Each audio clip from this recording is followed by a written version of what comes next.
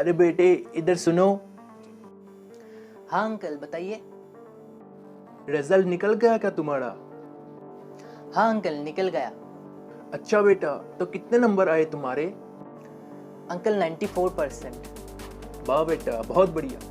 तो अभी कौन सा स्ट्रीम लोगे तुम? साइंस ही ना? जी बेटा, तुम साइंस ही लेना।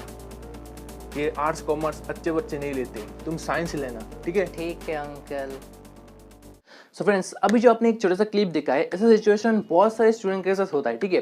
कि यार हमारे रिजल्ट निकलने के बाद बहुत सारे लोग आके हमको यार स्ट्रीम सिलेक्शन के बारे में बोलते रहते हैं कि यार कोई आके बोलता है हमको यार साइंस लेना है, कोई आके बोलता है हम तुझे आर्ट्स लेना है, कोई आके बोलता है नहीं तुझे कॉमर्स ही लेना है, ठीक है? तो जैसे कि यार हमको हमारे खुद के स्ट्रीम चूज करने का कोई हक ही नहीं है, ठीक है? और यार अगर आपके साथ भी ऐसा प्रॉब्लम होता है तो प्लीज कमेंट सेक्शन में जरूर बताना, ठीक है? So hello everyone, this is Vijit Paul and welcome back to another video. तो फ्रेंड्स, आज के इस वीडियो में हम बात करेंगे कि कैसे हम हमारे खुद के स्ट्रीम खुद के हिसाब से चूज कर सकते हैं, वो भी साइंटिफिक तरीके से, ठीक है? तो चलिए स्टार्ट करते हैं। तो देखो, हमारी सोसाइटी में लोग क्या बोलते हैं, अगर आपके मार्क्स 80% के ऊपर है, ठीक है, अगर आपके मार्क्स 80% से ऊपर है तो आपको यार साइंस लेना होगा, ठीक है? अगर आपके मार्क्स 60 से 80% के अंदर है तो आपको कॉमर्स लेना है, ठीक है? और अगर आपके मार्क्स 60% से नीचे है, ठीक है, तो आपको आर्ट्स लेना है। ये है हमारी सोसाइटी के लोग बोलते हैं, ठीक है? तो यार मेरे हिसाब से ये एक बहुत ही बुरी चीज़ है, क्योंकि यार किसी के भी मार्क्स से आप ये डिसाइड नहीं कर सकते कि कौन सा स्ट्रीम उसके लिए अच्छा है, कौन सा स्ट्रीम में उसका इंटरेस्ट है, कौन सा स्ट्रीम लेने से उसका फ्यूचर अच्छा होगा, ठीक है? हाँ, ये बात ठीक है कि मार्क कम होने की वजह से वो शायद बहुत सारे स्कूल में जाके एडमिशन नहीं ले सकते। अगर उसका इंटरेस्ट साइंस स्ट्रीम में हुआ तो साइंस स्ट्रीम में शायद बहुत सारे स्कूल में एडमिशन नहीं हो सकता उसका मार्क कम होने की वजह से, ठीक है? लेकिन मार्क के ऊपर डिपेंड करके आप ये बोल नहीं सकते कि कौन सा स्ट्रीम उसके लिए अच्छा है, कौन सा स्ट्रीम उसके फ्यूचर के लिए अच्छा है, ठीक है? तो देखो, हमें हमारे स्ट्रीम को सिलेक्ट करने के लिए सबसे पहले दो चीज़ें जानना बहुत ज़रूरी है, ठीक है? एक है हमारा एबिलिटी, दूसरा है हमारा इंटरेस्ट। क्या है? एक है हमारा एबिलिटी, ठीक है, दूसरा है हमारा इंटरेस्ट। पहला हुआ हमारा एबिलिटी, दूसरा है हमारा इंटरेस्ट, ठीक है? अब दोनों एक एक करके बात करते हैं, ठीक है? एबिलिटी लाइक क्या होता है, आपके साथ 10 और लोग हैं और आपको यार कोई भी काम दिया गया, आपको उसको विद इन 30 मिनट सॉल्व करना है, ठीक है? मान लो आपको एक टॉपिक फिनिश करके देना है 30 मिनट्स में, ठीक है? तो आप में से यार 4-5 लोग कर पाओगे और 4-5 लोग नहीं कर पाओगे, ठीक है? तो ये हो गया आपका एबिलिटी कि आप कर पाओगे, तो विद इन 30 मिनट्स आपने ये टास्क कंप्लीट करके दे दिया, ये हो गया आपका एबिलिटी, ठीक है? अब एबिलिटी कैसे, भैया एबिलिटी कैसे टेस्ट करें? तो एबिलिटी टेस्ट करने का भी बहुत सारे सिंपल तरीके हैं, जैसे कि आपने पिछले एग्जाम्स जो दिए हैं कैसे अटेम्प्ट किए, उनको आपका अटेम्प्ट करने का तरीका कैसा है, आपको अगर कोई भी अनसिन टॉपिक मिले, अनसिन क्वेश्चन मिले तो आपको उस चीज़ को कैसे हैंडल करते हो, उस चीज़ को कैसे अटेम्प्ट करते हो, तो ये हो गया आपका एबिलिटी टेस्ट करने के बहुत सारे तरीके, ठीक है? अब आता है यार इंटरेस्ट। इंटरेस्ट क्या होता है?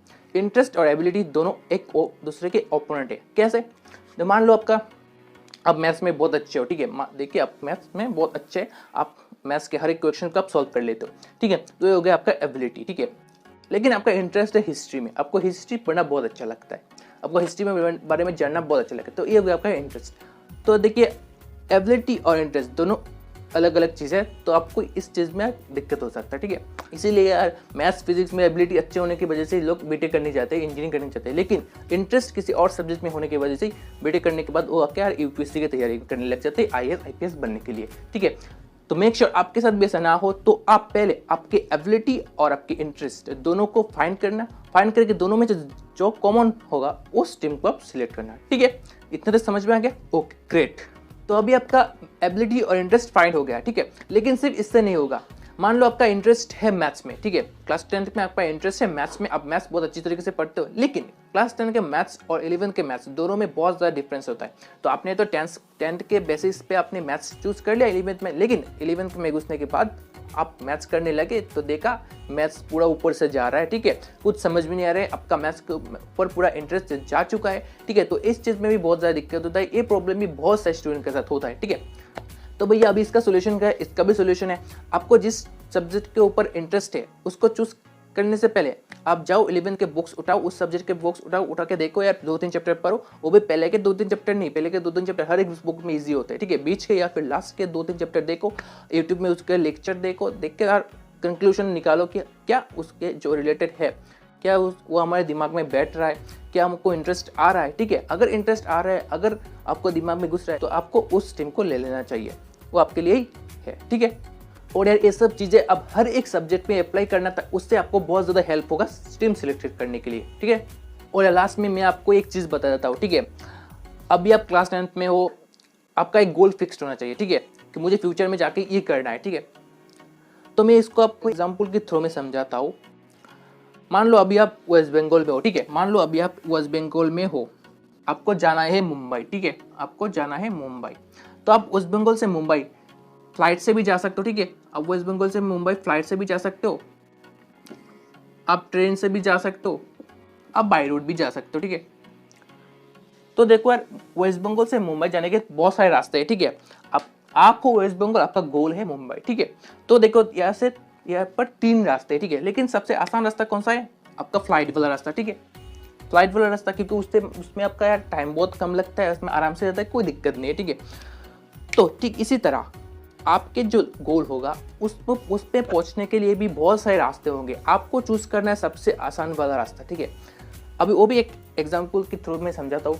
मान लो आपका गोल है यूपीएससी, ठीक है, भैया हमको यूपीएससी क्रैक करना है। तो यूपीएससी को क्रैक करने के लिए आपको यार साइंस स्ट्रीम से भी जा सकते हो, आर्ट्स स्ट्रीम से भी जा सकते हो, कॉमर्स स्ट्रीम से भी जा सकते हो। लेकिन यार बहुत सारे स्टूडेंट्स क्या करते हैं, आर्ट्स स्ट्रीम को चूज करते हैं यूपीएससी क्रैक करने के लिए। कैसे? अभी यार आर्ट्स स्ट्रीम में यार पढ़ाई के साथ साथ एक्स्ट्रा टाइम जो है ज़्यादा मिलता है। मैं ये नहीं बोल रहा हूँ कि आर्ट्स स्ट्रीम में पढ़ाई नहीं होता है, आर्ट्स स्ट्रीम में बहुत पढ़ाई होता है, ठीक है, बहुत मेहनत लगता है। लेकिन साइंस और कॉमर्स के तुलना में आर्ट्स स्ट्रीम में पढ़ाई के साथ साथ एक्स्ट्रा टाइम जो है ज़्यादा मिलता है। तो आप क्या करते हैं, स्टूडेंट क्या करते हैं, उस एक्स्ट्रा टाइम को यार यूपीएससी की तैयारी में लगाते हैं। प्लस इसका एक और प्लस पॉइंट है कि आर्ट्स के बहुत सारे सब्जेक्ट्स जो है यूपीएससी में आता है, ठीक है, यूपीएससी में उसका रिलेट है, ठीक है। तो देखो, आपको आपके गोल को अचीव करने के लिए आपको 10th में डिसीजन लेना होता है, ठीक है। तो इसी तरह ही आपको आपके गोल को देखते हुए आपका स्ट्रीम को सिलेक्ट करना होगा, ठीक है। और बाकी जो मैंने स्टेप्स बताए उनको भी फॉलो करना बहुत ज़रूरी है, ठीक है। तो बस आज के वीडियो के लिए इतना ही। आई होप मेरा ये वीडियो आपके स्ट्रीम सिलेक्शन में बहुत ज़्यादा हेल्प करेगा। और फ्रेंड्स, अगर आपको मेरा वीडियो थोड़ा सा भी अच्छा लगे तो एक लाइक कर देना, और जितना हो सके अपने फ्रेंड्स के साथ शेयर करना, और चैनल पे नहीं आया तो सब्सक्राइब करके बेल आइकन प्रेस कर देना, ठीक है।